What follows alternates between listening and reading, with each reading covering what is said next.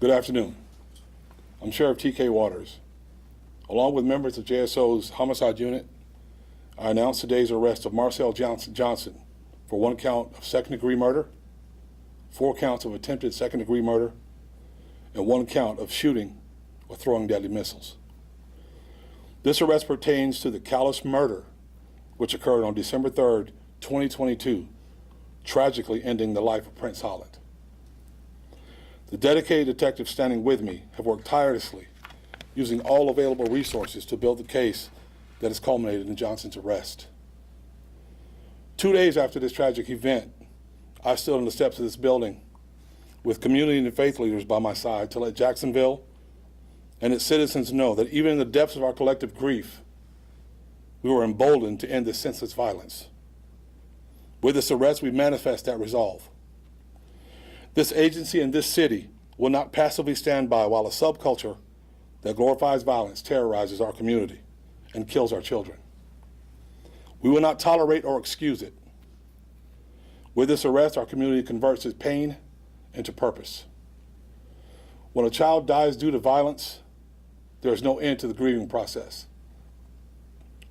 But Johnson's arrest marks a shift from unmitigated grief towards accountability. With accountability, these victims and our community can start to heal together.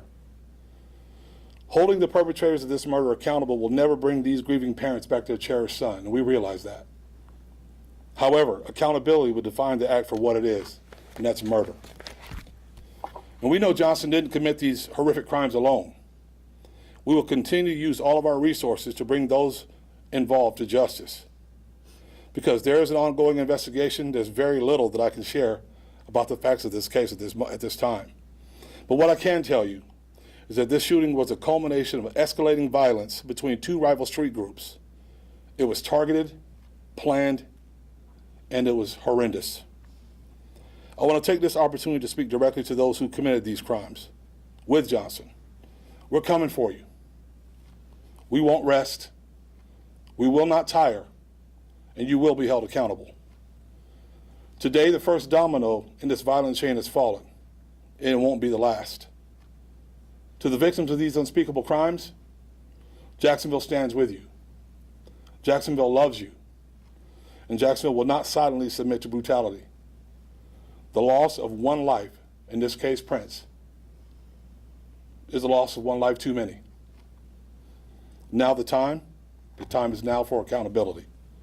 And I'll answer any questions that I can, as long as it doesn't interfere with the integrity of the investigation.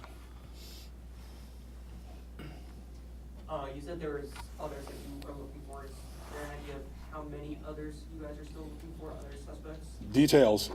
Details are very limited at this point. And the reason is, I would like to tell you everything at this minute, right now. But because of the integrity of the investigation and what we're doing, I don't want to talk about it too much, because it's that important. Do you know if they were targeting the driver of the vehicle? That's a detail in the investigation, again, that I don't want to share at this point. Could you name the gangs that were involved? I'll get those for you. We'll get those for you from Steve. Do you have those names immediately? The 2 gangs that we know are involved are a group called 3 and 320. No, we don't typically like to use those names because we don't want to give them any credit or any clout. But in this case, we will, so the community can know who they are and what they've done, what they've been involved in, what they help cause. Sheriff, can you go into any details about how you were able to track down this suspect and link him to this horrific crime? Not right now, Vic, but we will. We'll go into detail later on. But right now, we are still working heads on. Like I said, this is the first domino. There's more coming. Thank you, sir. Thank you.